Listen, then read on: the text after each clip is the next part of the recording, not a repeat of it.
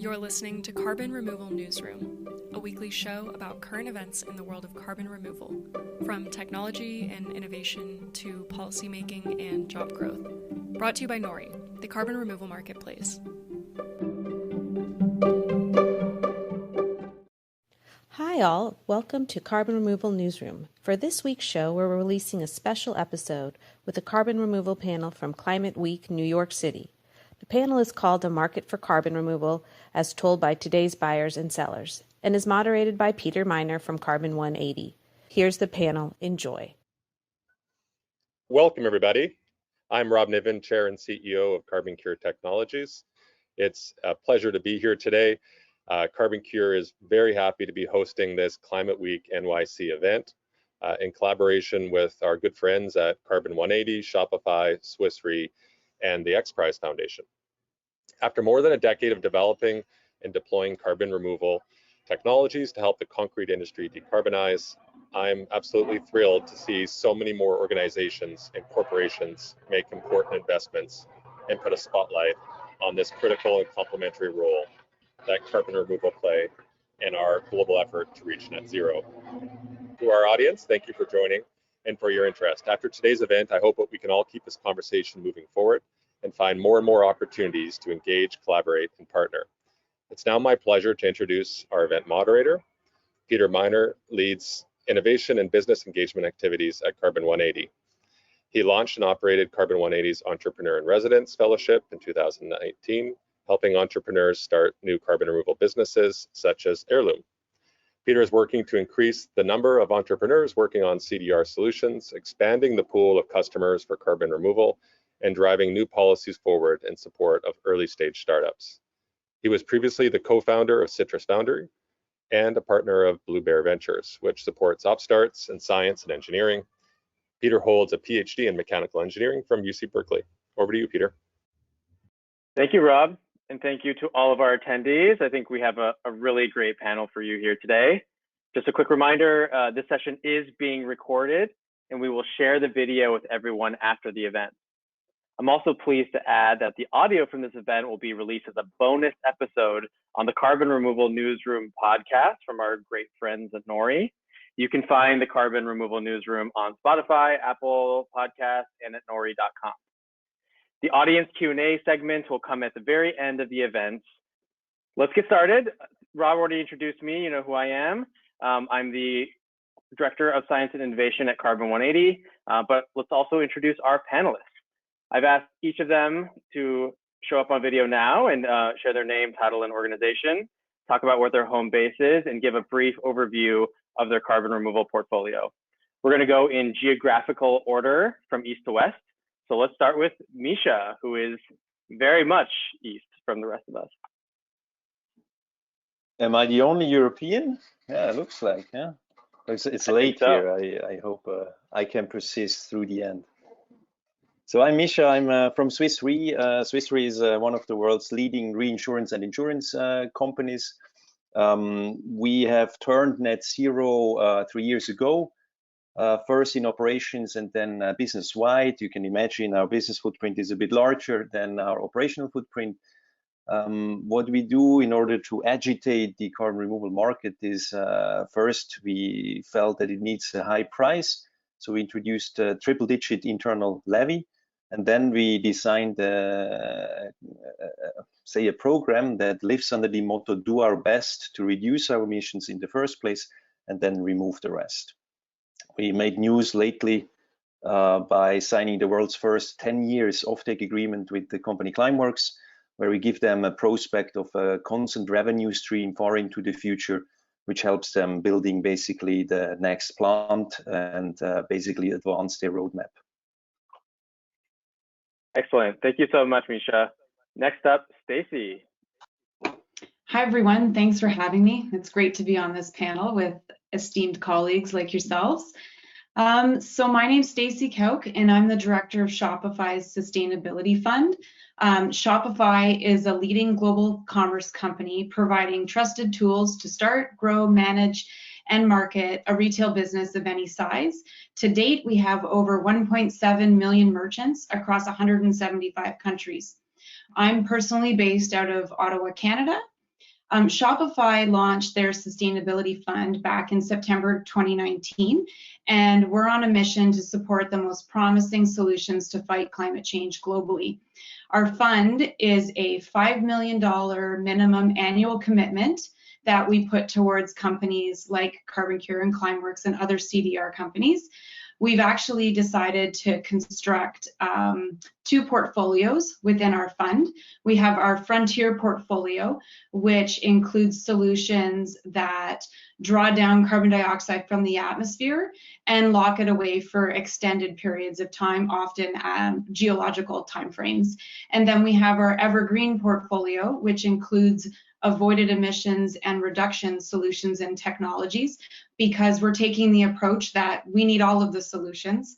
Not one thing is going to solve climate change for us, so we want to make sure that we're able to support a wide range of solutions.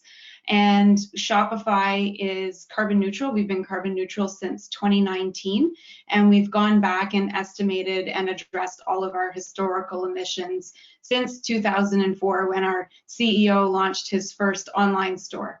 So that's where we're at with our climate commitments, and happy to dive into all the details of how CDR fits into that. Thank you, Stacy. Next up, Marcus. Thanks for joining us, Marcus. Thank you, Peter. Hi, everybody. Great to be here with you, and thanks everyone for joining. I'm Marcus Extevor. I'm the VP of Energy and Climate at X Prize Foundation. That's where I'm standing now. We're soon to be shifting locations, but I'm in, I guess, soon to be the old X Prize office, which is in Los Angeles, California. X Prize is a nonprofit. We're about 25 years old, and we were founded on the belief that radical breakthroughs can actually create a better future for a broad swath of humanity. Huge, ambitious impact statement. What that means in practice is that we use incentive prizes and other types of convenings and innovation activations to try to, 1, drive specific technology innovations in different areas, but 2, really catalyze and increase the level of activity in a community, the level of partnership, discussion, rigor, collaboration, and funding in particular areas. And so we work across a range of areas, from healthcare, artificial intelligence, space is how the organization was founded. And I get the job of looking after our energy and climate related work. Now, we got started specifically in the carbon management world through the NRG COSIA Carbon X Prize, which is about CO2 conversion. And I'd be remiss if I didn't say congratulations to Rob Niven and CarbonCure for winning that prize, along with CO2 Concrete here in UCLA. But the idea was not just to give a platform to the type of innovation that Rob and his company were developing, try to use the prize to push them further, and then actually really use the prize to try to drive more activity in this space. Now we've shifted our focus to carbon removal. So thrilled to be part of a good set of friends here and talk about the ins and outs of that. We've just launched the $100 million, what we call X Prize Carbon Removal. Thank you, Musk Foundation. Thank you, Elon Musk, as the benefactor of that award. What I'll say too, and it's just funny timing, I just left a talk by a recent PhD graduate from University of Toronto, actually, who studied the effect of prizes. And in a nutshell, what we're hoping to achieve with this prize is not only develop specific instances of CDR and help usher in new and more demonstration and scalable projects, but specifically to use a prize as a platform to drive collaboration. And so that means my job at X Prize is not just convening judges and thinking about the rules, but thinking really carefully about what will unlock CDR from a policy perspective, from a community perspective, from a science and engineering perspective, even from a legal and business perspective. And we try to take those learnings and put them into our program designs, but also act on those ideas to really use the prize as a platform. So that's what we're about. Happy to be here. Awesome. Thanks again, Marcus. And then Rob, back to you. Thanks very much. Wonderful to be here. So as I mentioned, I'm the CEO and chair and founder of CarbonCure. CarbonCure is a creation from my thesis research at McGill University, looking at how CO2 can be a value-added product in making concrete. And we've gone through a crazy and exciting journey to where we are today, taking those ideas from the laboratory and scaling them up to a point now where we have a little over 400 plants operating with this technology, concrete plants around the world. that have provided well over, I think, 13 million cubic yards of concrete to thousands of different types of projects, construction projects from airports to roads to high-rise buildings and Amazon's HQ2, for instance. So it's been a great journey, and we're not done growing by any means, nor are we finished innovating. So there's all kinds of new technologies that we still have to unlock, one of which was actually propelled forward through the Carbon X Prize process, which Marcus had mentioned earlier, which is already now commercial and being deployed in Canada, and looking for those next suite of technologies or customers to be installing those systems, as well as other innovations that come down the line. So great to be here. I'm certainly happy to discuss some of these topics. Thanks very much, Peter. All right, wonderful. Again, thank you all for being here. Let's talk about carbon removal, huh? So I think for as long as I've been aware of the field, the conversation about carbon removal has always been about this frontier field with this lofty promise of bending the curve of climate change. But it's always been this idea of what's going to happen at some point in the future. And I think luckily for everyone, that's not really the case anymore. This is tangible and real, and there are actual projects on the ground. So thinking about Climeworks just launching their Orca facility, which is going to remove 4,000 tons a year. Charm Industrial has put several thousand tons of CO2 into the ground this year alone. CarbonCure installed, I think, more than 100 new plants this year. Is that right, Rob? Yeah, 100 and just about 200 actually. Yeah. Almost 200. So incredible, tangible. This is absolutely real, which I think is maybe the most exciting thing for me. Of course, though, there are implications to no longer just being a twinkle in someone's eye. There are now real problems that need to be solved and that we need to talk about. So luckily for all of us, me being the moderator and all of us in the audience, this is a group of people who can credibly talk about the right steps towards creating solutions. So let's get into it. I have a couple of different topic areas I want to talk about, but first let's talk about the pace of innovation. So carbon removal is comprised of several different pathways, which is great because it means there isn't just one silver bullet. We can invest across a spectrum of different potential solutions. But there are only a few examples of companies in any of those individual pathways.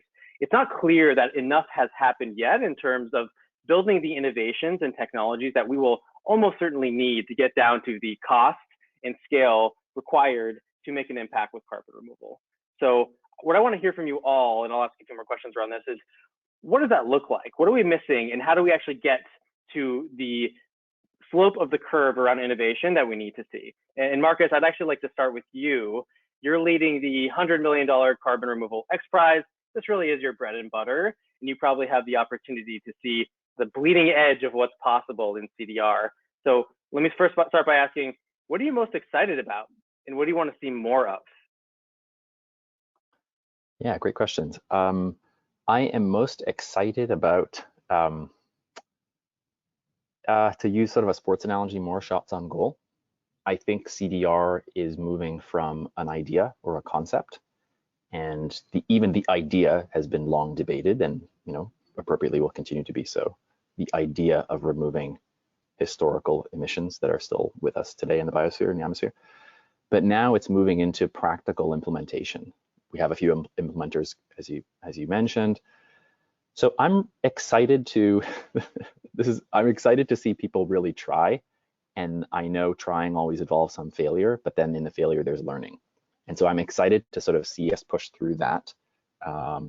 Those few stage gates. Rob knows about this. A lot of other practitioners know about this, but I think so many CDR concepts have barely been attempted, and that's not a critique. That's just, I think, a statement of needing to mature implementations of CDR and see them real. So I'm actually excited about that because I think it leads to faster learning, which leads to faster implementation, deployment, et cetera. You also asked what we need. I think we need a shared understanding of what we mean by carbon removal. And without picking a fight, I think we need to align a little bit on the relative value of different terms of storage. So what is a 25-year storage or removal worth relative to a 1,000-year removal? Should we call 25 years removal? Should we call it something else? I promise I'm not trying to pick a food fight, but I think a conversation about that, I mean, it's ongoing, we're all part of it, but I think that's really important because as more people pile into the interest, the tent of interest of carbon removal, so to speak, those are natural questions. CO2 removal is a concept that's easy to understand, but CO2 removal in practice is not one thing. It's many things, many approaches, many paths. So a kind of shared understanding of what is even possible, and then if we can get their relative value or relative paths to implement those things and trade-offs that come with each, I think that is going to be that's going to be something really needed for the next, let's say, couple of years to really accelerate things. Okay, but Marcus, we're all just friends here. Do you have any favorite pathways, or is there anything that you're most excited about? Of course I have favorites. Of course I have favorites. I think, but you know, I'm gonna, I have favorites. My favorites are, without getting myself fired, I'm really interested in ocean carbon removal because I think the capacity is vast and I think it's underexplored. This does not mean, you know, just so it's clear to everybody, I have no influence on the winners of these competitions. That's how this works. So I can, you know, say things like this. Those are independent set of judges. We're going to announce who those are soon. Okay, disclaimer. I think the oceans thing is really interesting. The capacity is vast. I think it's the most underexplored. There are also a lot of interesting, frankly, moral and ethical questions that kind of get us into maybe geoengineering territory. Not really, but maybe could be perceived that way. So I think that's going to be tricky. I have to say that things that show promise of scaling without consuming like all of Earth's resources are really promising. So I think direct air capture can fit in that bucket. I'm specifically interested in, you know, new and more efficient ways of doing direct air capture, not a critique of existing methods. Those need to scale too. And I will also say too, I'm really, really interested in the durability conversation around nature-based. So I'm trying not to like just hedge and say I'm interested in everything, but these are, I think, the things I'm most interested in. How durable can natural solutions be? Under what circumstances? How durable do they need to be? Is longer always better? Yes, from a climate context, but what does that mean for, let's say, regenerating standing biomass on Earth? And how do we think about that? I find it personally confusing, even though I feel like I think about it every day. And so I think there's a broader community of people trying to wrestle with these questions. And I think that's really interesting. Stacey, I want to ask you roughly the same question. I mean, you're one of the few people who have stood up and literally raised your hand and said, I'm ready to write checks to buy tons of removal. So you probably see a lot of different companies. You see what's happening across the board. What are you excited about? And what do you want to see more of? I love this question because it's the reason why I love my job so much, is because I get to learn and to explore, place some bets, see what we're still going to see what turns up there. But similar to Marcus, I mean, I think ocean-based solutions have just such a massive potential, very underexplored. And I think the price point could be really interesting there from a corporate standpoint as a buyer of carbon removal. There's the potential to do that very cost effectively with low energy and things like that. So I think ocean's really exciting. When I think about another area that is exciting, is it's really going to be what starts to pick up speed. And, you know, Peter, you already mentioned CHARM, which when we launched our sustainability fund and set out on our mission to discover companies that we wanted to make purchases from, they were basically an idea and hadn't really done proof of concept yet. And the lightning speed at which they are moving at is very exciting. And what I think it underscores is it's about non-traditional thinking. It's about looking at something and going, well, bio oil, should that actually be a fuel? That we've been trying that for 30 years, it's not working. Is there something else we can do with that? And like being innovative. And that goes to Marcus's point about innovation. And I think now that we're seeing more companies coming in to buy, we're getting more interest, more people are coming in to set up companies and build businesses, we're starting to see challenges to the status quo of the narrative that's been ongoing for years. And that's spurring innovation. And we're seeing people pivot very quickly from things that are not working. And it's that cycle of experimentation across all of the verticals actually is what's really exciting, because I get the privilege of following along because, you know, we have 14 companies that we're buying from. So I get to follow 14 stories and get to learn along the way. And it's really amazing to see the innovation and the speed that these companies are accelerating. with. I love it. Going back to something that Marcus said, he brought up a great question of how do we define storage and what is sufficient permanence for any of these solutions? Misha, you come from a very unique angle where you are in an industry that likes to think about timelines and risk. How should carbon removal be thinking about storage and permanence? I mean, in July, we published a report that's called The Insurance Rationale for Carbon Removal Solutions. And it's a promising title, isn't it? But we didn't find too much actually out there in our own company, in the history of our company, in the history of our peers, that would tell us how exactly we should tackle the question of long-term liabilities related to storage or storage reversal. So that is really a difficult piece that we have to swallow as an industry, and we won't swallow that alone. We have a couple of models that we can work towards. Certainly, it will involve public underwriting, for example, risk-sharing mechanisms. It has to begin with a dialogue between the private insurance market, the regulator, and the developers. What's doable, what is not doable, what do we have to basically ensure, what can insurance do better than just, you know, public money. So we are really at the beginning. It's a super exciting time to just throw these glimpses of a new market to an entire industry and see how this evolves and how it's boiling all across my company currently, where underwriters are looking up and saying, hey, I'm familiar with, you know, a chemical industry plant that looks familiar to an air capture facility. What can we do there in property and casualty insurance? And realizing that one can do already a lot, but then we have this big topic about the long-term liabilities. Now, how we deal with that in the operational piece of our company is pretty simple. We just say nothing against short-term storage. As long as we ensure that already today we have the mechanism in place to replace those credits once they expire. So every credit should have an expiration date, and that should be science-based. So I will ask science how long, for example, a geological reservoir can be assumed to be a safe store. I will ask the developer of a forest project how long he can guarantee me a science-backed monitoring program to ensure that, you know, the carbon store in the living biomass is still intact. And even if the forest is still there after, say, a 10-year contracted durability, I ought to replace that credit. And that way I kind of create a legacy for my successor to look then into this again. And probably I should also put aside money, and we'll talk to my treasury department to see how we arrange for that and how much that would cost.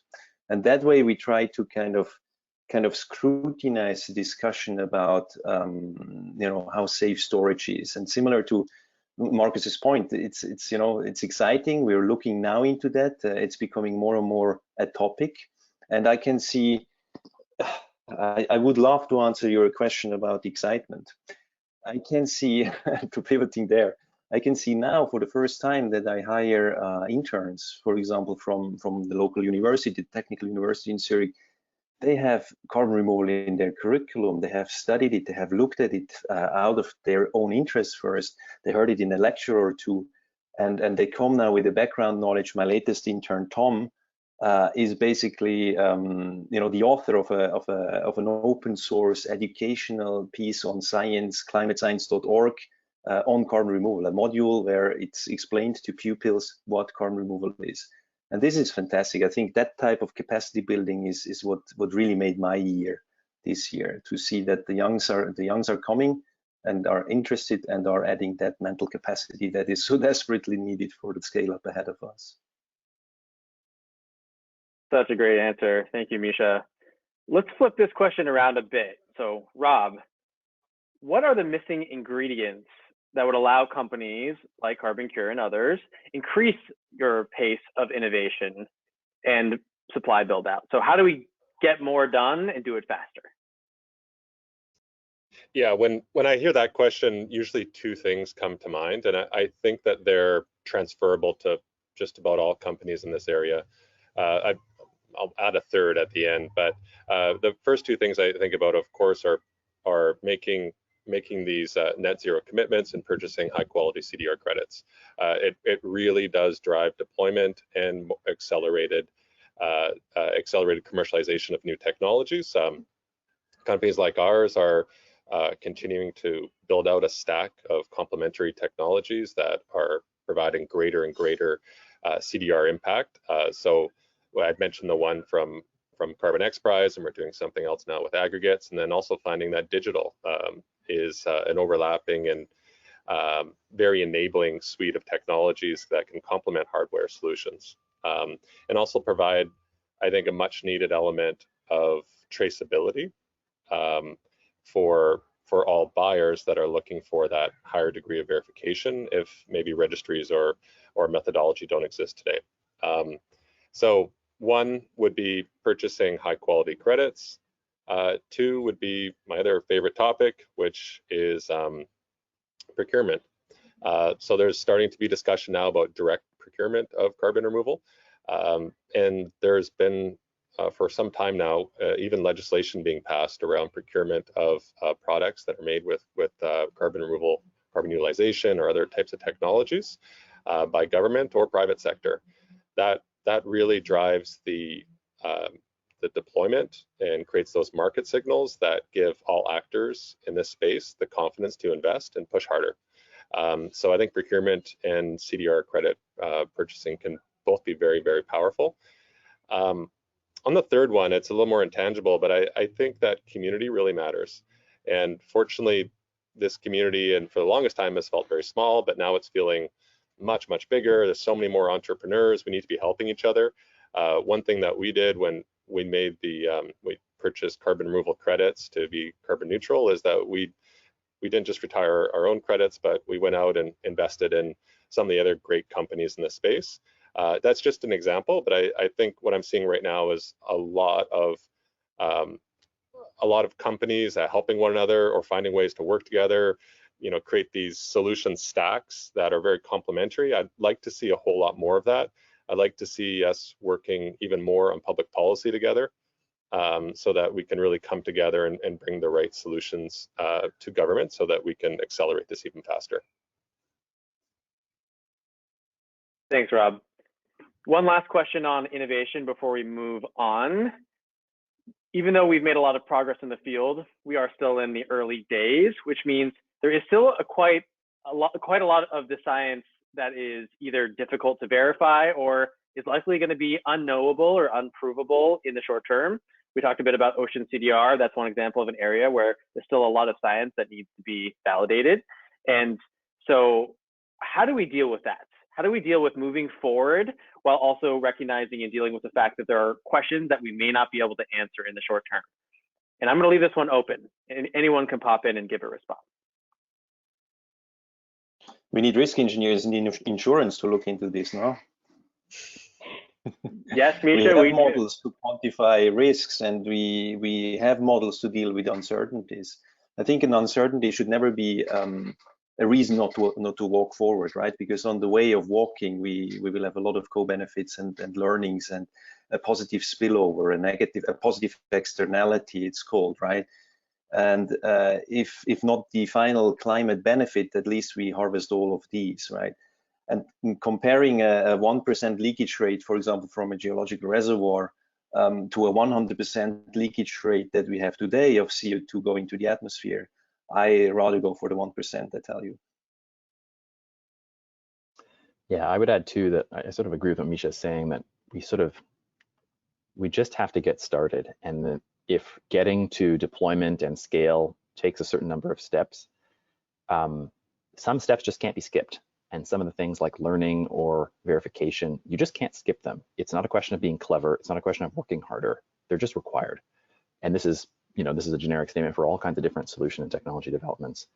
I perceive personally that there is a growing recognition of the severity of our climate problem, okay? And we have this phrase called the climate crisis. I think that's, overall it's a good thing. I think that generates a sense of urgency, and urgency generates a higher bar. And we can quickly get us into a place where, to use this expression, the perfect becomes the enemy of the good.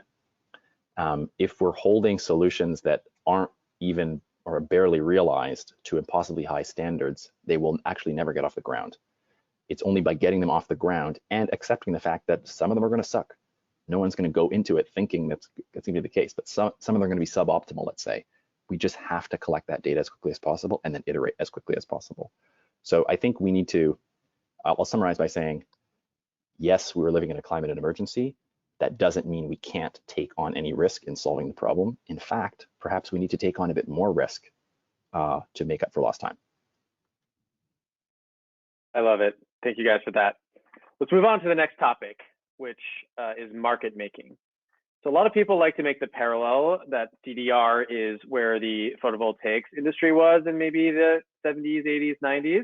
I think it's relatively a good comparison with one key difference. People who were building solar panels had a market to sell into. People were already consuming power. That is not really the case for carbon removal to date, besides voluntary offsets for the most part.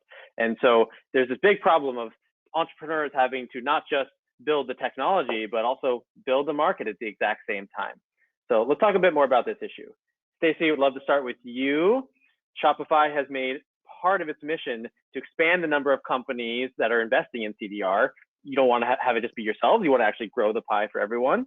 And you've done that to the extent that you've published all of your internal decision-making tools to make it easier for others to adopt. Kudos, by the way. So the question is, by your estimation, what do you think it's going to take to increase the number of companies with robust sustainability plans that include carbon removal by 10x? And then also, what's it going to take to increase it by 100x? So I talk a lot about like the carrot and the stick when you get into this space, because I mean, for the companies that are out there buying carbon removal right now, it really is about that carrot and wanting to generate market demand where there previously was none. And, you know, Peter, you mentioned that we published a playbook on our website that shares how we built our fund, how we make our decisions, the things we value in a solution and a company, where we're going in terms of evaluating the return on our investment. And, you know, we wanted to put that out there to help other people not start at zero. Other companies can start and build on what we've done or edit and adapt it to their circumstances. And it really is about driving down those future prices for us. And that's the carrot, is seeing this market grow and scale. That's how we're defining the success of our involvement. Obviously, we also believe that we're going to need to be buying high quality carbon removal credits in order to maintain our corporate climate commitment. And, you know, one thing to recognize is that when we all have net zero commitments and whatnot coming due, and those deadlines of 2030 start to arrive, it's not like we're going to be able to turn on the switch and magically this carbon removal credit market is going to be there for us to just buy what we need at a reasonable price point. So that's sort of the carrot side of things. But then when you think about the stick in terms of how to build a market and how to move things forward, we need to reduce the fuzziness around what's an acceptable carbon credit. How do we value durability? What's the price point that's associated with that, so that when a net zero commitment is made, we're not having some actors decide, well, I'm going to just buy the cheapest credit out there, has no climate benefit, $2, when, you know, other folks are buying durable credits that perhaps offer thousands of years of storage at a much higher price point. How does that all work out? We really need to, as a community, decide what the standard is and make sure that that is brought forward and is the standard that corporations are held accountable to. So that's the stick that I would expect is probably coming. So we might want more companies to get on that sort of carrot side and help build what we all know we need. That's a fantastic point, Stacey. And let me flip it over to Rob to get your thoughts on this. So I think, you know, right now, one of the most robust avenues for CDR currently is carbon offsets market, which is, you know, large, but dominated by low quality avoidance offsets. How does the CDR industry grow beyond a small number of corporate champions like Stacey and compete in the larger offset space? Well, I think I think first off, with just with the assumption that you can only extract value from carbon credit sales is not necessarily the case, especially if you combine it with different concepts around circularity. Other waste streams, when married with CO2, become value-added products and feedstocks. So I think that in those cases, then entrepreneurs should really be looking for other ways to extract value, to be able to improve the economics and hopefully scalability of that technology. So that's one point. Like we focus on the concrete industry, and there's a lot of waste products there too that are very reactive with CO2 and can be sold. I would say probably the most pragmatic thing is not everybody is going to be able to afford the kind of prices that are typically achieved with CDR credits. But I think everybody who has these programs around carbon offsets should really be blending them in and taking a percentage of their portfolio and attributing those to high quality CDR credits. I think it just makes infinite sense. And there's also not the supply. Even if everyone were to pay that number today, they wouldn't be able to buy enough. And it's really a supply constrained market right now. But just starting to learn and allocate a portion, a percentage, or a certain percentage of the portfolio, getting into the game, knowing the different actors, understanding how to evaluate some of these questions like additionality or permanence, verification is really important. So that's where I would say the first step should be. One other thing is like, I think it also de-risks things. Like we all read some of those articles in Bloomberg, and there's some real reputational harm if you go the low quality route, and a ton is not a ton is not a ton. So I think it is a way of de-risking some of that brand damage which can occur. Misha, I wanted to ask you about Swiss Re's latest commitment to purchase Climeworks carbon removal. As far as I know, it's the first of a case of a risk management industry getting involved. And so I was wondering if you could just tell us more about how did Swiss Re get to the realization that buying carbon removal would actually be good for business? Well, it is a journey. It looks like this was a one-off and a spontaneous decision, but definitely not. It's been really a journey that starts with a commitment that goes via a 10-year funding scheme, and then thinks very carefully how to basically engage in that market to basically fulfill one goal, which is securing high-quality credits to compensate what we cannot reduce yet. The second is that we want to create business leads. So if we believe what we are saying to everybody, that we're going to need 5 to 20 gigatons per year throughout the second half of the century of negative emissions, then this will be a huge industry, and there will be risk pools, new ones, there will be asset classes, and this is the heart of our business. So when we go and be active on that market and be there as a buyer, we want to open the door for our underwriters and asset managers to basically grow their business too, and eventually also help them to get to their own net zero target. So we have a net zero target for our underwriting side, we have a net zero target for our investment side, and the operational one. So this all basically comes together, and we have to be careful in with whom we work first. So once we figured basically the strategy how to access the market, we said the first contract that we're going to sign needs to be rock solid, and we can't basically spend the time to discuss the durability question or the lack of standardization question. We just have to go somewhere to say, okay, carbon removal has a future, we need separate targets, we need to consider both. We are well aware of the mitigation deterrence discussion. So in order to get rid of that to begin with, let's put our money where the mouth is and go for the highest possible quality that we find. And in our assessment, that was clearly direct air capture using 100% renewable energy with the direct mineralization as the store. So within 2 years, that stuff turns into rock, and we're basically done with the durability question. That was our main motivator to go to Climeworks and not only engage with them on the vendor-buyer relationship, but announce a partnership, enter a partnership to swim on all 3 lanes, right? We discuss their endurance needs in parallel, and we discuss investment opportunity into Climeworks. Let's talk a bit more about risk. I feel like before actual plants were in the soil, we didn't actually have to talk about it because it wasn't real, but now this is a real part of the carbon removal landscape that needs to be dealt with. So Stacey, if I could ask you first, by all measures, many of the CDR companies that you're buying from are at best categorized as early stage startups.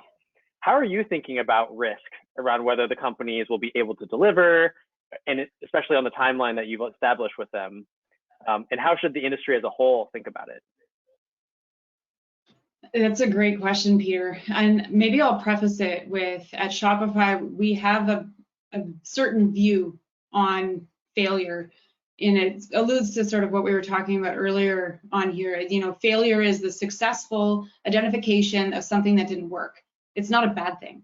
So when we're looking at companies that are still conducting research and development, still have to do some efforts to prove the environmental safety or the monitoring or the standardization components of their technology, and not all the way through that whole proof of concept, so you have that robust offering.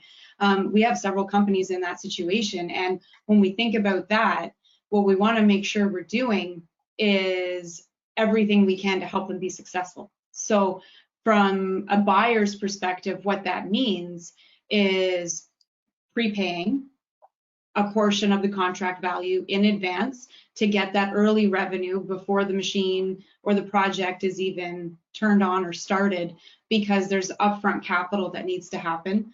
We also like to do multi-year agreements, because that allows these companies to go, hey, look, I've got a 5-year purchase plan with Shopify, I have a guaranteed customer, and that makes the project much more bankable, which is a very important feature, because they need also to raise the capital. So equity rounds start improving, but they're also able to get debt too. And this is sort of really important aspect that Misha was talking about, the Climeworks agreement. Like, you could really stand up a project when you have that long-term agreement. And so when we think about the risk there, it's almost that the risk is inverted, because if we don't support these companies now, what solutions are going to be there when we need them? You know, one, from a business perspective, and two, for all of society worldwide, we're going to need these solutions. And so we need to take more risk today, and to get these solutions from the lab on paper out into the real world, tried, tested, and proven, stood up, fully commercialized, down the cost curve, because like that's the objective. And we're going to need many, many, like you said, Marcus, shots on goal. We need a lot of starts. And so Shopify is seeing our sustainability fund as a way to be that demand signal that then can give businesses a bit of the assurance they need to start. I love that, Stacey. And I wish every Fortune 500 company thought about this the exact same way as you do. I think we're not quite there yet. And so I guess part of the question I have is, like, how do we help reduce perceived risk for everyone else who is not amazing like Shopify? And so, Misha, question for you, very specific. What's standing in the way of buying an insurance policy on a carbon removal purchase? How do we get there? We haven't the products, actually. Okay, that's the very honest answer. We have the standard insurance, property, casualty, construction, all risk, the operational phase, that's all covered. And I think that's not the part of the de-risking that is of concern to the Climeworks and carbon engineerings of this world. What they are much more after, and that's what they share with the nature-based solutions people, is how do we basically ensure that the buyer gets what he buys, and that this claim of the buyer, the claims that they do, remains valid over time. So it's all hinting towards long tail risks, towards the storage liability or climate liability, as some call it, in the case of a reversal event. And there still we know that the current buffer pool solution, as it's applied, especially in the nature-based solution space, but probably increasingly also in the technological removals, as far as we hear the market saying, the buffer pool solution is probably a pretty inefficient thing, because some projects would require a larger buffer pool. Those who burn down in the fires in the west of the US, for example, some would probably need a smaller buffer pool. And we get increasingly the tools to better monitor and to better understand, the value at risk and what we have to provide in terms of a payout or in terms of a replacement credit. That is better handled via an insurance model than via 3 questions that ask you, are you under risk of forest fire, or are you under risk of the appropriation? And then you add 1%, 2%, or 3% to a buffer pool. Thanks for that. One area where I feel like we are struggling with risk is that we still don't have robust measurement and verification tools for a lot of the different pathways, especially nature-based solutions. Marcus, I'm curious, what do you see as the future of M&V for the industry? What should be the expectations around certainty? And are there any technology capabilities that are missing that could maybe make this much more feasible? Yeah, thanks for the question. First, let me give a plug. The $5 million student award section of the prize includes specifically MRV, measurement, reporting, verification technologies, proposals for such that can help CDR. So if anyone out there is listening, that deadline's coming up in 10 days or so. It's October 1st. Would love to see proposals from you.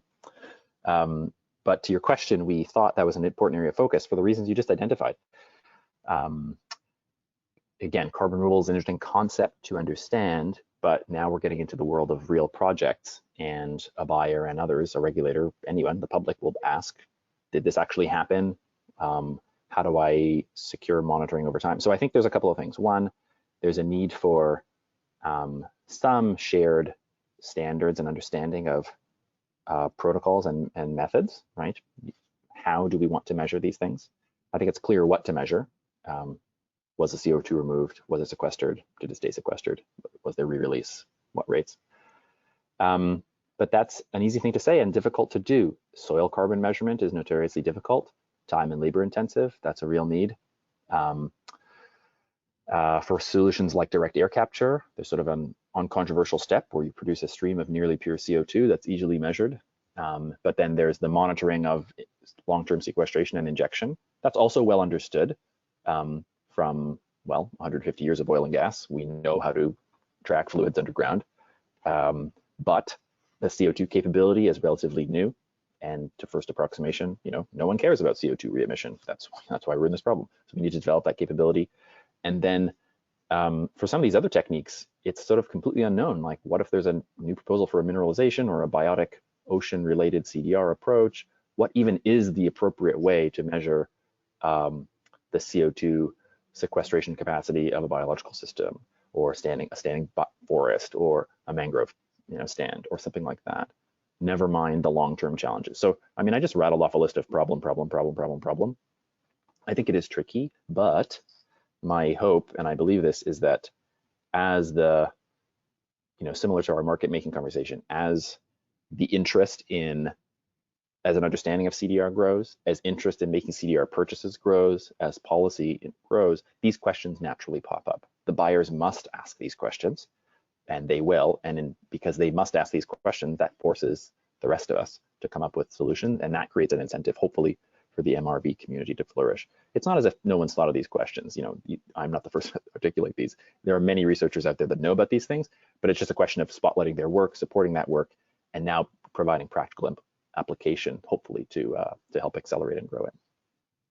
If I could just build on that point, like from my discussions and with different types of partners, I've found that the big analytics companies are seeing the opportunity here and are moving into the space. So we certainly are aware and have worked with groups like Amazon, AWS, Microsoft, IBM, all working on this kind of an issue. Like, we personally, as CarbonCure, have built out a very robust system for this traceability, like real-time traceability. We felt like this was going to be very important, and it just dovetails into a system that also generates the credits using the Vera methodology that we have today. So it's all very much linked, and it creates a much more efficient transaction, so that we're not sending consultants out with clipboards or highly inefficient means. So it makes your business immensely more scalable if you can build this into whatever hardware or sort of physical technology that you have. Is you have this layer of analytics and IoT that allow you to also really monitor your technology from a performance perspective, and making sure that there is any opportunities to gain more CO2 reductions or other kinds of value, is that you have all of those systems and sensors are in place, that those are immediately flagged, or even better yet, they rectify themselves.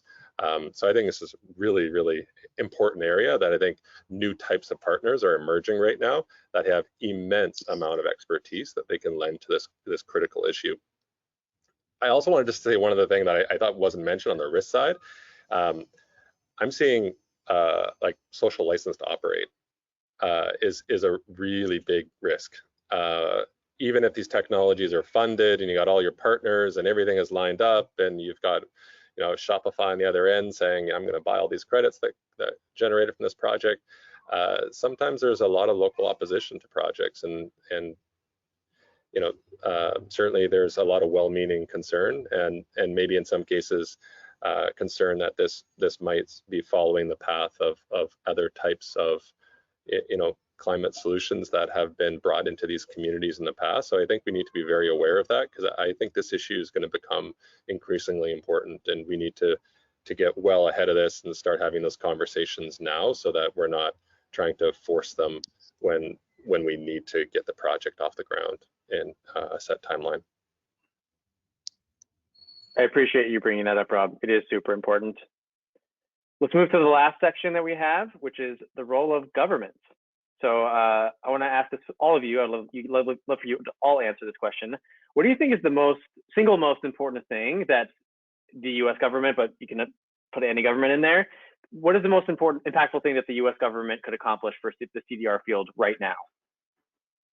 And Rob, do you want to start us off? I mentioned it earlier, but we believe that there's a 3-part procurement plan that starts with transparency, requiring the data, very high quality data sets that are required, removing any regulatory barriers that are prohibiting normal innovation and decarbonization to occur, and then third, most importantly, incentivize procurement of the products that are produced with CDR technology, or even for that matter, just the lowest carbon technology, which oftentimes will be using CDR technology. But procurement is something that's critically overlooked, and it's so important for companies like ours, where we know that 40% of concrete is purchased by government. As the single largest buyer that also have climate targets and are willing to be leaders in on this issue, is they should really be using all tools in the toolbox. And I know it's not necessarily always that simple, but we've seen some great leadership starting in places like Hawaii that has created this policy model, which then subsequently won them a policy award with C40 cities. And then that was adopted by New York and California and New Jersey and a number of other states, and possibly a federal level as well. So we think that there's great impact and potential in the very near term, just using procurement tools. Stacey, what do you think? I mean, full disclosure, I'm a recovering bureaucrat from the Canadian federal government. So from a buyer's perspective, and from what we've seen in the evolving CDR market right now, it's really about removing those barriers like Rob talked about, and making sure that existing tax incentives and policies are inclusive of new solutions that are being developed and explored, and if they're not, that there have mechanisms to be updated at a pace that matches the innovation that's starting to happen in this space. Because the last thing you want is a viable solution to have the economics not work out because the tax incentives aren't equal across different solution types. So I really think that that's a place where we need to rely on government to establish that playing field that is the foundation that these companies need to get that certainty. Marcus? Yeah, can I jump in here? So I was just making a little bit list. Yes to procurement. So it's a short list. It's really short. Yes to procurement, supporting what Rob said. Tax credits, thank you 45Q, with an asterisk. Most startups have no tax liability, so tax credit is not useful for them per se, or have very little tax liability, but other R&D tax credits or other tax incentives, and every nation is a little bit different how they do this, but in the United States, that's a fairly popular one. Public-private partnerships in the form of supporting deployment of CDR installations, especially as they get to sort of medium and large size. Department of Energy has a long history of doing this kind of thing and different kinds of technologies. Through Office of Fossil, through Office of Efficiency and Renewable Energy, other areas, and the equivalent in other places. Can't forget about basic R&D. This isn't, we're not done with, I think, basic R&D in a lot of CDR fields.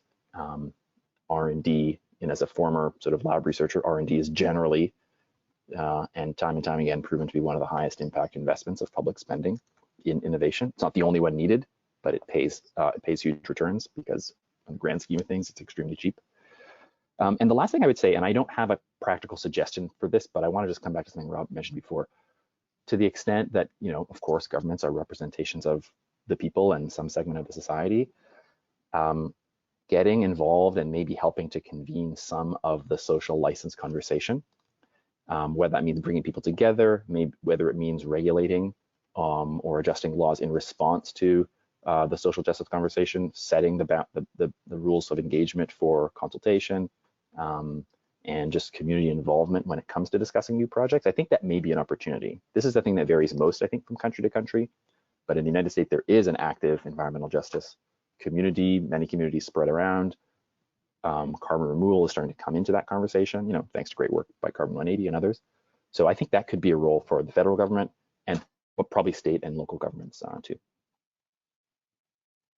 And some final thoughts, Misha?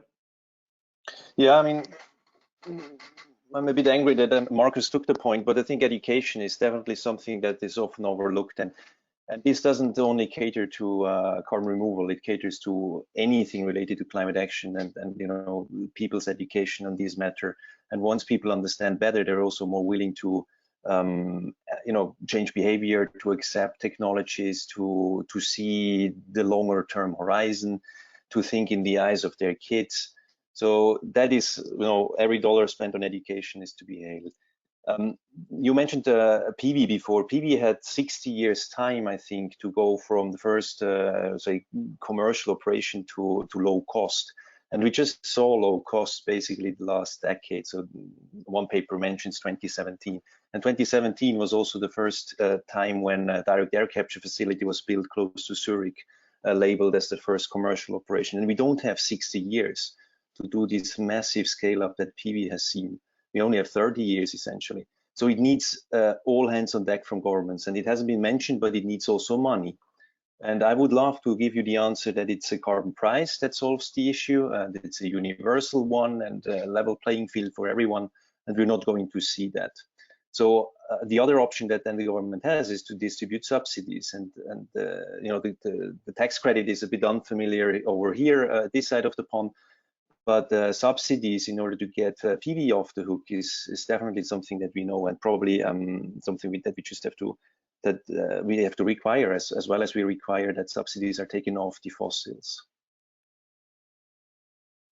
That's great. One last question on governments. This is for you, Marcus. The CDR X Prize is funded largely by a single wealthy benefactor. Do you have thoughts on the responsibilities of governments and then private industry, and where the line exists between the two of them? Say more. Do I think that government and private industry should adopt different roles? Is that what you're asking me? Are there pieces of the solution that should be the responsibility of government? Are there pieces that should be responsibility of private industry and private individuals? I understand. Is there overlap? Yes, okay. There is overlap, but I'll try to not make everything seem like everything. I think it's hard to argue that the state should not have a role. I mean, like the federal government should not have a role in the long-term liability associated with, let's say, underground sequestration. That's not a new idea, but I think I haven't heard a good argument that that is not true. So I think that's a clear role for government. Basic R&D is still best funded in public. I think we're in an era where that's often questioned, but I think the data reveals that that is historically true. So I think that's another, and to Misha's point, education. You know, sometimes it's a question of your politics, whether you perceive that the private sector is better at innovating than the public sector. That's a common refrain.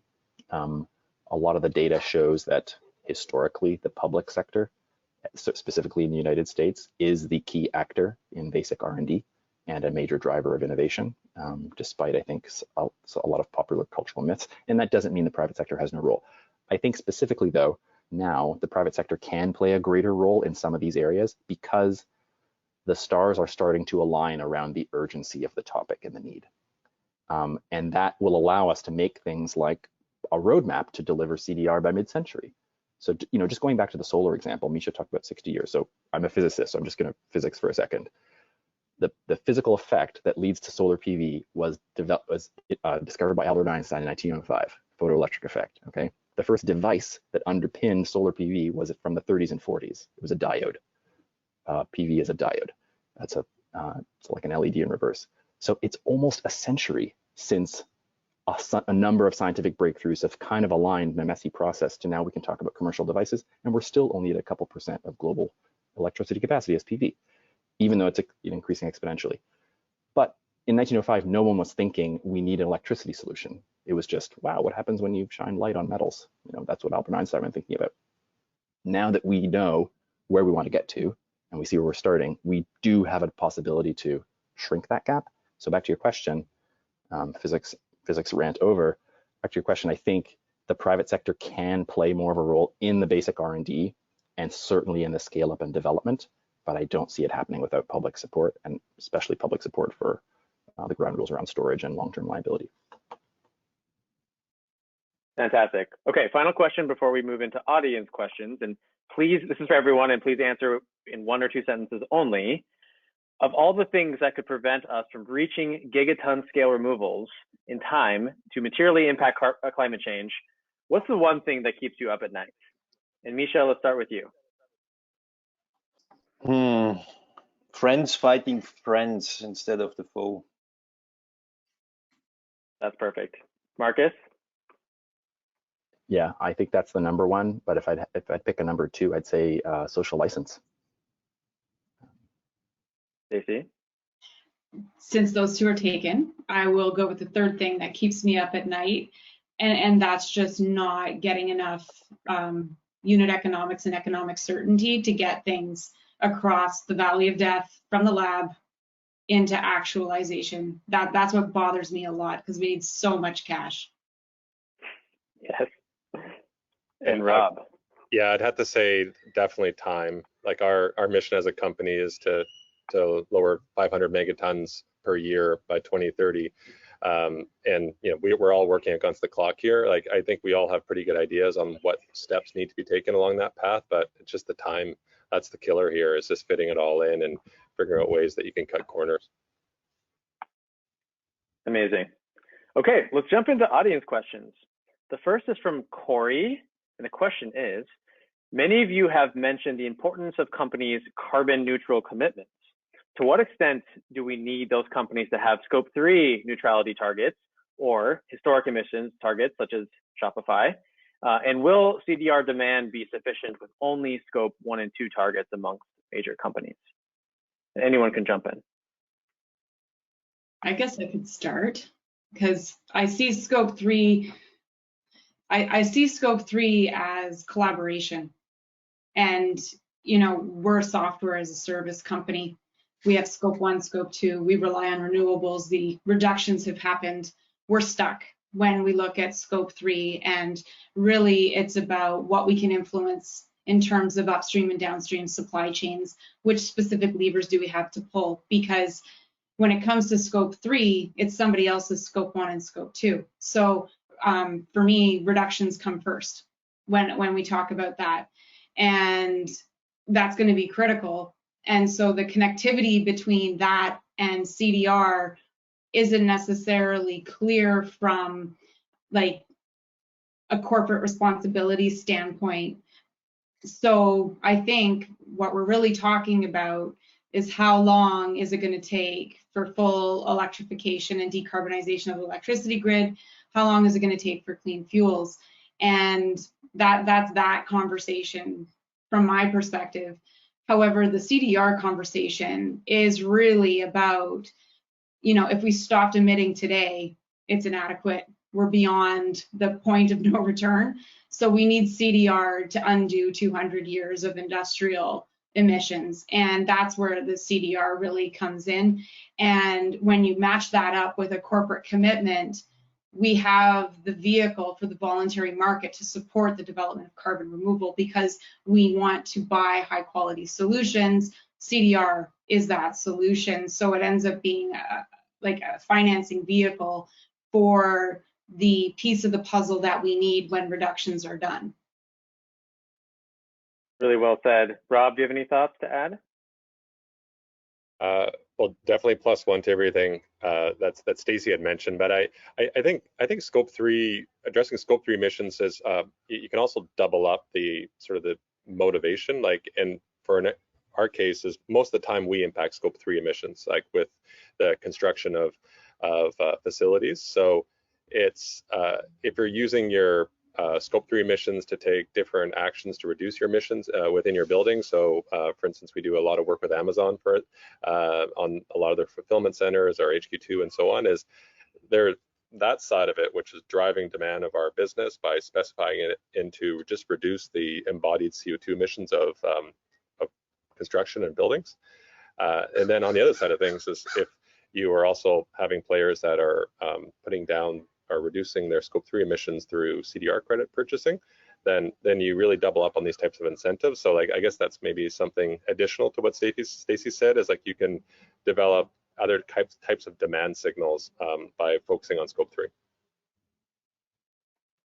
Great, thanks, Rob. Any other questions, Marcus, Misha, or any other thoughts?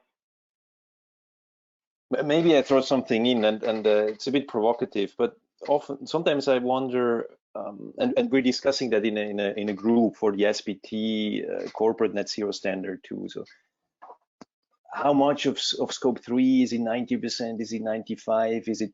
And we can talk for hours about this Scope 3. What we did at Swiss Re, we basically ask ourselves, what are we willing to put on the table per ton?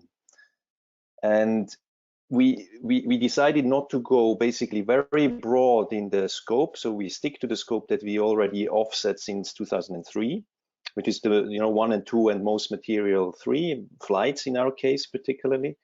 So we don't go to the blurry edges basically, but we higher the price so significantly that for those things that we do under this scope, we really have an effect of people rethinking their decisions and do low carbon decision making.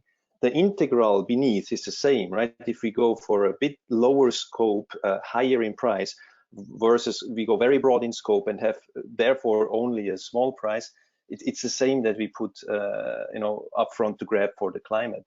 And then therefore the question we should all ask ourselves first is, how much are we willing to spend? And that goes towards the contributional claim that we don't necessarily have to do ton for ton accounting, which is very hard for me as a big multilateral corporate with the auditors in the back who want to see the proof of what we do. But it's just a bit, the vision that we first ask ourselves, what are we willing to spend for the climate?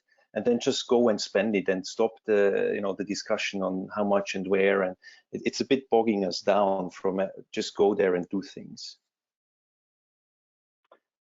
Okay, let's go to the next question from Richard. This is a wonderful seminar. Thank you, Richard. You all seem to have a collaborative vision for the productive path forward. However, in my view, the elephant in the room is getting China, perhaps India too, to commit to carbon capture and sequestration for what should be a shared effort. Can the seminar participants provide their views on the topic? Marcus, do you have any thoughts by chance? Yes. So many thoughts.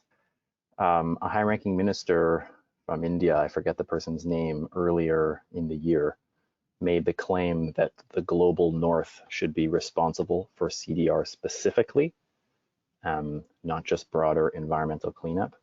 And I thought that was pretty interesting and wondered, somebody texted me at the time and said, oh, is this going to kick off like a series of these kinds of things? I think I don't quite agree with the premise. I'm sensitive to the argument that India, China, and many other developing nations have a fundamental right to develop and supply things like basic energy services to a population. I'll just point out that India and China are really different in CO2 profile.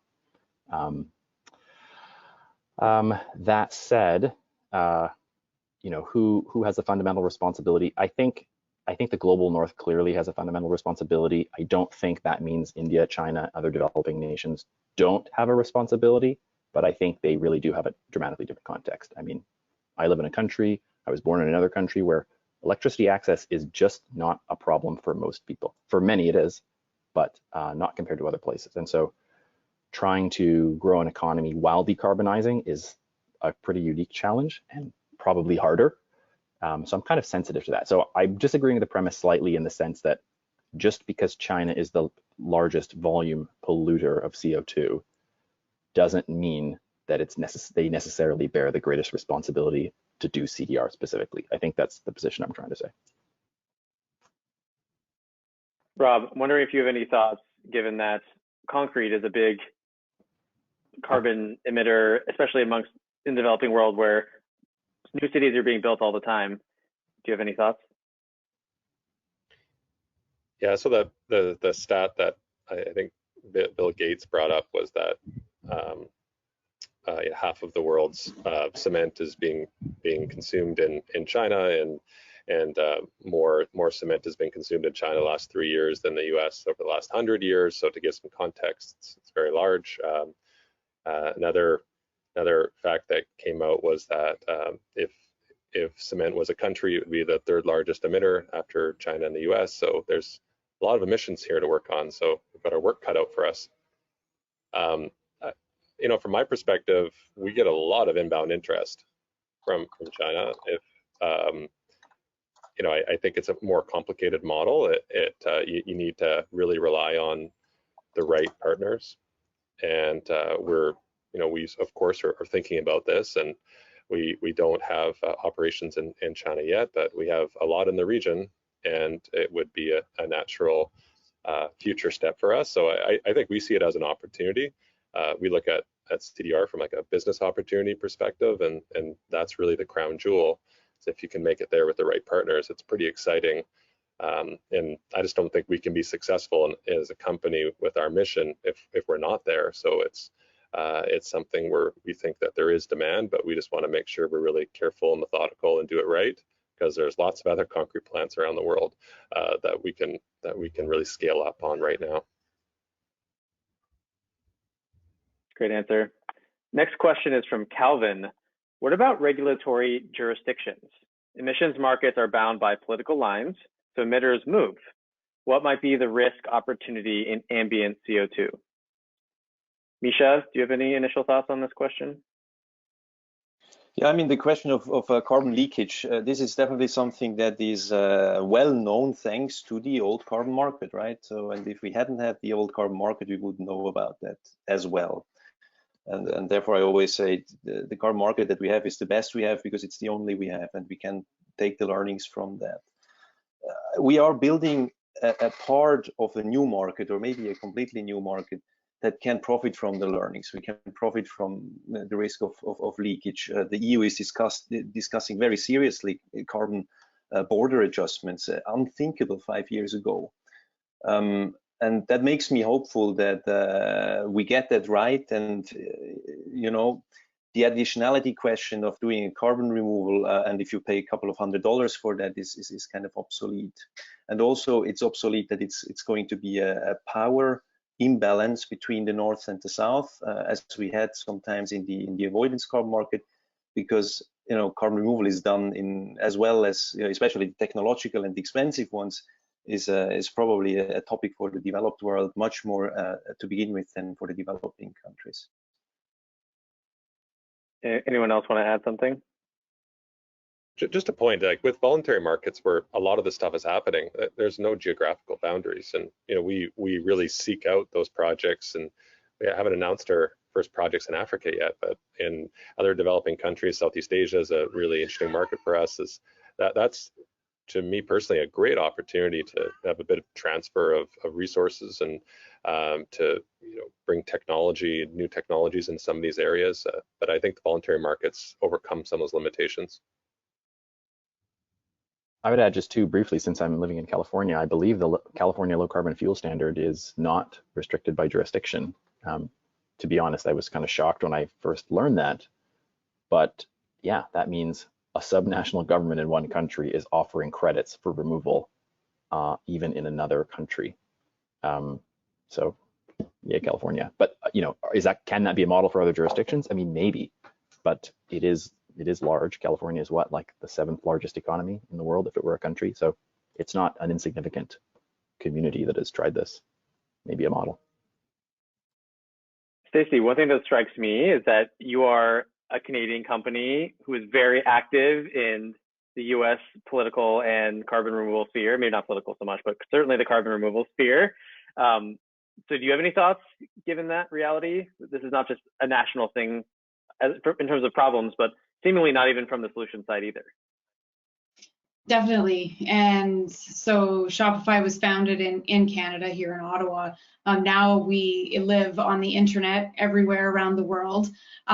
So really, it's kind of analogous to the atmosphere. It's everywhere, it's around the world, right? And so we've taken that approach with the projects that we select to make purchases from. It doesn't matter where you're located, it's really about the carbon benefit. And we actually prefer to have more diversity in geographic locations for the companies that we support. And I think what will be really important going forward is that jurisdictions create an environment where innovation can happen and these kinds of projects and solutions can flourish. And that really is about capacity building, and that is a role for global cooperation, I think. And to bring it back to some of the conversations we've had about government and how to act together, I had the fortunate opportunity of being involved with the Montreal Protocol to protect the ozone layer. And that is the most successful multilateral environmental agreement. And the reason for that, I personally believe, is because it isn't just one solution or one size fits all for all jurisdictions. It has an approach that, countries that have been benefiting from polluting are funding the pollution recovery in developing countries. And so there's a wonderful financial mechanism that underpins phase outs and the cooperation that happens under that agreement. And until we understand the social justice side of things and the equity questions around carbon removal and decide how to act together as a global community, it's not going to be a worldwide distribution of solutions, and it should be. I think our next question gets a little bit deeper into that. And the question is, in the policy sphere, we often hear that creating restrictions and limitations makes it hard to get deployment of certain technologies off the ground. Oftentimes, legitimate environmental justice concerns are relegated to that same bucket of limitations make deployment hard. We just need to start and we will figure it out. How can we ensure that marginalized communities that have often been burned by fossil fuel industry and their concerns are genuinely considered in the process of deployment and scale up? And Marcus, you're shaking your head. I assume you have some initial thoughts? Yeah, I mean, my thought is, it's a rudimentary thought, but my thought is deal with the question early and often. From my vantage point, a lot of environmental justice conversations tend to be sort of after the fact. Maybe not everyone would agree with that characterization, but we're trying to correct a poor trajectory, in some ways. That's like a simplistic way to look at it. Whereas what if we could try to, what's that expression? Solve the problems when they're small problems before they become big problems. So if we think about social license, if we're worried about social license now, even when the first initial projects are starting to spread their wings and grow, this may pay huge dividends down the road. What we don't want is, the situation with, a lot of sensitivity around this issue, but for instance, pipeline siting. Pipelines are well-established technologies, and the developers sometimes can't understand why they just can't develop. And the communities are saying, like, why can't you understand why we don't want you to develop here? Pipeline's not a great example, but if we can have the social justice conversation earlier so that we can maybe eliminate some of the worst social impacts of some of these solutions, or maybe even eliminate some of them altogether, then I think we have a hope of actually getting to deployment in a way that's actually inclusive and hopefully can reduce future conflicts. Also, it has the approach of actually trying to be a little bit more inclusive, so that it isn't just a few technocrats in the global north talking about some interesting solutions and then, hectoring everybody else to deploy them, whether they're local or whether they're abroad. I think we should really commend Microsoft as well for baking that into their last call for CDR credits, where that was part of their criteria. I think this is the second round, but I believe the first time they've done that, where they really laid out a lot of the climate equity considerations. And I think getting started, as Marcus said earlier, by baking it into the project design, you can also oftentimes find that by doing that, you actually have more robust, better projects. An added step that we're taking is we're allocating a portion of those proceeds to reinvest at the local level, and the allocation of those funds are going to be designed by local community members, and of which Concrete is inherently a very, very local business. They can only ship the product about half an hour. So kind of working with all these local stakeholders, like I think by doing that, you're going to have more robust, more resilient projects that are going to lead to jobs and investment in communities locally. Like I think CDR can create new models for doing this right, where other industries or other climate technologies may not have had the privilege of being exposed to some of these issues as pointedly as we see today. So I think there's a great opportunity. And these models can be transferred to all companies in this area, and maybe even other classes of technologies. That's great. Thanks, Rob. You sure we're going to say something? Peter, can I add one thing? Yeah, I think it's also, maybe I'm just a very merry optimist, but we talked about risk, and the reputational risk hasn't been mentioned. I just anecdotally I can tell you from the meeting that we had in the World Economic Forum summer meeting. There is the Alliance of CEO Climate Leaders. It's 112 CEOs that met, and we presented the case for carbon removal and followed by a call for action. The question about quality and what can go wrong, and where you have to look and uncover, and you don't disturb or negatively impact ecology, local communities, etc. That was undebated, and a large, really, everybody was like, yeah, sure, yeah, we need quality, we need a procurement guide, we need all of that. And the second anecdote is in my own company. We had little resistance to walk through this plan because we took the steps we took and explained a lot.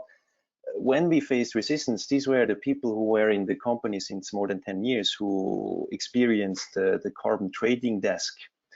And they said, hey, but this is carbon trading and very bad. It's 85% hot air and no additionality. And are you doing the same mistake again? So I think, again, there is a lot of learning from the last 15 years that we can build on now, and we don't have to do the same mistakes again. Thanks, Misha. Let's go to the next question. It's a hot one from Chuck. Do you think biochar is a good technology for permanent carbon removal? Stacey, you smiled, and that's enough for me. Do you want to go first? Sure. I mean, biochar is only as good as the project. And I mean, you can say that for other CDR solutions as well, but biochar specifically, it really is about the life cycle analysis, where you're getting your feedstock. In terms of biochar, if that wasn't going to be a decomposing waste releasing CO2 and methane, not additional. So there's that question. And then what are you doing with the biochar afterwards? And then, you have to make sure that there's monitoring and standards for that as well, because you want to make sure that the carbon is actually there for when the length of time it's supposed to be. But then how are you running your plant? So it really is, for us, it's really about a detailed project review to make sure that that negativity and additionality is in fact the case. So biochar, I think, needs an appropriate review when you're deciding to support a project. But biochar is very interesting because you have to build that local ecosystem. You have to have your feedstock, your plant, and then, you know, if you're shipping your biochar to another continent, then it's not worthwhile from the emissions standpoint. So you have to have that full ecosystem built, which makes it a very interesting solution, because you can have this decentralized approach that likely can be implemented in many jurisdictions. So I see biochar as being quite promising in terms of bringing projects to new places, but they have to be quality projects. Yeah, and let's not forget the co-benefit of applying biochar to a field, right? Of course, when once applied to a field and not landfilled in an inert landfill, it also starts degrading through, right? And it will degrade differently for different environments, climates, type of charcoal that you produce, all understood, and science can tell us more or less what the decay rate will be. A little shout out to company Carbon Future. They sell you the biochar credit as an integral of that decay rate. Okay, so you can then say, I'm going to buy over 50 years or 100 years, and you get the integral sold. And again, what the company should have in place, if you have contracted the 100 years durability, you have to be aware that you are creating a legacy, you know, for for many generations to come. And you have to, you know, make sure that you at least try today to enshrine that in the corporate memory, that you have purchased a credit that may expire after 100 years, because there is no more monitoring, or has never been good monitoring. All right, we have time for one last question from Blake. What is needed to improve recognition for corporates, the carrots, Stacey's terms, for the benefit of investing in CDR today at lower volume, higher price, versus tomorrow at likely higher volumes and lower prices? In other words, those investing today are helping CDR solutions accelerate up the experiential curve and down the cost curve. How do we recognize and incent them? Rob, do you have any initial thoughts? Well, I suppose they become more knowledgeable and expert on the topic, so they're better equipped to be able to identify the right projects, and they know the actors, they have the relationships, they may be involved in forward contracts. So I think that those are all benefits. I believe the reputational benefits are also there. You know, I don't know how many people exclaim the virtues of Shopify from like the great work that they're doing, so I think there's value to that. And also like employee retention and attraction. Like everybody wants to work for companies that are really taking this in a serious and a meaningful way, and doing things that matter. So I think there's a number of reasons. Stacey, you're obviously our expert here. Any thoughts? I think, you know, it is important to become familiar with CDR, and I think when it becomes a corporate requirement, that experience is going to be important. But, you know, sometimes CDR can seem very complicated. We're talking about engineered solutions, we're talking about chemistry, all sorts of stuff. And I think a piece of advice would be, you know, take advantage of the ecosystem that exists. There's experts out there, there's companies that can help. You understand, you don't have to necessarily, you know, stand up your own PhD, you know, climate team to go out and participate in buying carbon removal. There's a lot of resources available, and, you know, this community is quite collaborative. I mean, I've had conversations with companies who are, you know, standing up direct air capture facilities, and they're exchanging tips and tricks about which control system to implement. You know, like, it's not a competitive space at this point. It's really about helping everybody out. You know, obviously everybody wants to make money, but like there's a lot of advice out there, and I would encourage people to get involved and to see who they can learn from. All right, that's all the time we have. Thank you, team, for joining for such a great conversation. And thank you all from the audience for joining this Climate Week New York City event hosted by Carbon Cure, moderated by Carbon 180, and hosted on Nori's Carbon Removal Newsroom podcast.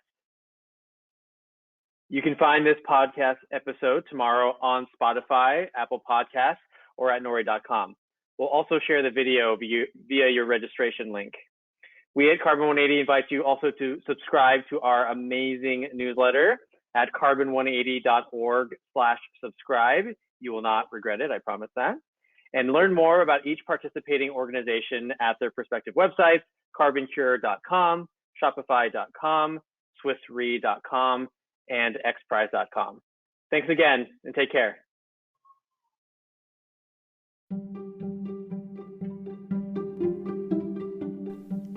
Thanks so much for listening to Carbon Removal Newsroom. If you like the show, the best way you can help us is by giving us a great rating and review in Apple Podcasts, following the show on Spotify, and by sharing the show on social media.